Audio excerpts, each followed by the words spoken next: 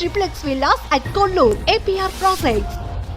రజనీకాంత్ గారు మీకు అద్భుతమైన బ్లెస్సింగ్స్ ఇచ్చారట కదా ఒక పాట విషయంలో, అదేంటి సార్ అది? శివ శంకర నేను జనాలకి చూపిక ముందు ఆయనకి పంపించాను చూడమని. ఆయన అన్నది అది నా మనసులోనే పెట్టుకుంటా కానీ అది నా అదృష్టంగా భావించిన మహానటుడు ఆయన రజనీకాంత్ గారు. ఆయన గొప్ప నటుడు. ఆయన చెప్పిన మాటలు నాకు ఈ రోజుటికి నాకు ఏడుపు వచ్చేసింది ఆయన మాట్లాడేటప్పుడు. ఆయన అని సూపర్బ్ అని ఒక 4-5 మాటలన్నాడు ఆయన. అది నేను ఒక నటుడుగా నేను ఇట్స్ సంథింగ్ ఐ అచీవ్డ్ అనిపించింది నాకు. అంటే ఆ పాటలో ఆయనకి ఏది నచ్చింది టోటల్గా? ఆయనకి నచ్చిన అంశం మీ నటన నచ్చిందా, పాట నచ్చిందా? నటన గురించి మాట్లాడారు ఆయన. నటన గురించి మాట్లాడారు. అది నాకు that's something very close to my heart. అంటే సినిమా రిలీజ్ కాకముందే ఒక పెద్ద నటుడి నుంచి వచ్చిన ఒక సర్టిఫికేట్, ఏ గ్రేట్ బ్లెస్సింగ్గా మీరు దాన్ని స్వీకరిస్తున్నారు. 100%. అది డెఫినెట్గా ఇట్స్ డ్రైవింగ్ ఫోర్స్ ఫర్ యూనా డెఫినెట్గా. నాకు సినిమా ఇప్పుడు దాకా చూసిన ప్రతి ఒక్కరూ అన్న మాట, వాళ్ళందరూ నేను విష్ణుని చూడలేదు, కన్నప్పని చూసాము మేము. మా నాన్నగారు అన్న మాట కూడా అదే. నాకు నువ్వు ఎన్నిసార్లు చూసినా కూడా నువ్వు కనిపించట్లేదురా, నాకు కన్నప్పే కనిపిస్తున్నాడు దాంట్లో అన్నాడు. ఆయన అంటే పెద్ద నటుడు, మహానటుడు, ఆయన చెప్పేది ఇట్స్ మై గ్రేటెస్ట్ అచీవ్మెంట్ అనిపిస్తుంది నాకు. అయితే ఈ కన్నప్ప నిర్మాణంలో, దీన్ని డిజైన్ చేయడంలో, మొత్తం ఈ కాన్సెప్ట్ దీనిలో జర్నీలో మాయాబజార్ ఇన్స్పిరేషన్ ఉందా మీకు?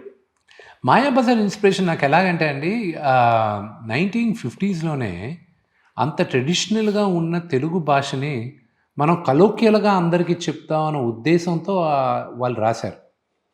ఈ రోజున్న తరానికి కూడా అది సింపుల్ తెలుగే, ఆ తరానికి కూడా సింపుల్ తెలుగే, వాళ్ళ గ్రాంధికమైన తెలుగుకి వెళ్ళలేదు. అందుకే ఈ సినిమా రాసేటప్పుడు డైలాగ్లో నేను అదే ఇన్సిస్ట్ చేశాను, మీరు గ్రాంధికమైన తెలుగుకి వద్దు, పార్వతీ పరమేశ్వరులో కూడా మరీ గ్రాంధికంగా వద్దు, వెరీ సింపుల్గా చేయండి, సింప్లిఫై ద ఎంటైర్ లాంగ్వేజ్, కలోక్యల్ లాంగ్వేజ్లో వెళ్ళండి అన్న ఉద్దేశంతోనే నేను మొత్తం డైలాగులు రాయించాను. నెక్స్ట్ జనరేషన్స్ కూడా అది నిలబడుతుందని ఉద్దేశం. ఎస్, ఓన్లీ ఏంటంటే రిలేటబిలిటీ. ఇప్పుడు మన వాళ్ళు ఇప్పుడు చాలామంది సిటీస్లో చదివే తెలుగు పిల్లలు కూడా రిలేట్ అవ్వాలంటే తెలుగుతో గ్రాంధికమైన తెలుగుకి వెళ్ళనేసి వన్ థింగ్ ఏంటంటే, ఒకటి క్లారిటీగా, తమిళ్ వాళ్ళకు ఉన్నంత భాష పైన ప్రేమ భక్తి తెలుగు వాళ్ళకి లేదు. ప్రాక్టికల్గా నిజంగా మాట్లాడదాం మనం. తమిళ వాళ్ళకి తమిళియన్ నా భాష అని ఉన్న వాళ్ళకు ఆ ప్రేమ అభిమానం మన తెలుగు వాళ్ళకి తక్కువ, వాళ్ళతో కంపేర్ చేస్తే. వాళ్ళకి చెందొచ్చు. ఇంకొక డిసిషన్ కూడా ఏంటంటే, పొన్నియిన్ సెల్వన్ అనే సినిమా వచ్చింది. నాకు నేను పుట్టి పెరిగిన తమిళనాడు. పొన్నియిన్ సెల్వన్ అన్న సినిమా నేను తమిళ్లో చూసింటే నాకు అర్థం కాల. ఆ గ్రాంధికమైన ఒరిజినల్ తమిళ్ సెంతమిళ్ నాకు అర్థం కాల. దానివల్ల నాకు చాలా రిలేట్ అవ్వలేకపోయాను నేను. ఆ ప్రాబ్లం దీంట్లో రాకూడదన్న ఉద్దేశంతోనే నేను కలోక్యల్ తెలుగుకి వెళ్ళాను. ఇప్పుడు ఈ పిలక గిలక, ఇప్పుడు మన అందులో మాయాబజార్లో కూడా అటువంటి పాత్రలు పేర్లు పెట్టారు, పెంగళ గారు రాశారు అవన్నీ. సో వీటిల్లో కూడా ఇన్స్పిరేషన్ ఉందా? మాయాబజార్ ఇన్స్పిరేషన్ ఉందా? మాయాబజార్ ఇన్స్పిరేషన్ వాటిలో ఉందండి. మాయాబజార్ అనేది ఒక ట్రెండ్ సెట్టర్ కదా. ఈ రోజుకి కల్ట్ ఫిలిం, మనకు తెలుగు సినిమా కాదు, భారతదేశంలోని కల్ట్ ఫిలిం. సో కన్నప్ప నిర్మాణంలో ఇలా మాయాబజార్ని ఇన్స్పిరేషన్ తీసుకున్నారు, అలాగే బాపు గారు లాంటి సినిమాను, రాజ్ కుమార్ గారి సినిమాలు తీసుకున్నారు, అలాగే బాహుబలి లాంటి లేటెస్ట్ టెక్నాలజీ తోటి, లేటెస్ట్ ట్రెండ్ తోటి ఒక విజువల్ ఫీస్ట్ లాగా ఇవ్వటం కోసం ఇంత కాంబినేషన్ చేసుకున్నారు కదా. ఈ కాంబినేషన్లో మనం ఒకదాన్ని inspiration is different from copy చేయటం. ఓన్ క్రియేటివ్ మీ ముద్ర వేసుకోవడంలో మీకు ఎక్కడ శ్రమ పడ్డారు మీరు కథ చూస్తే మీకు అర్థం అవుతుంది.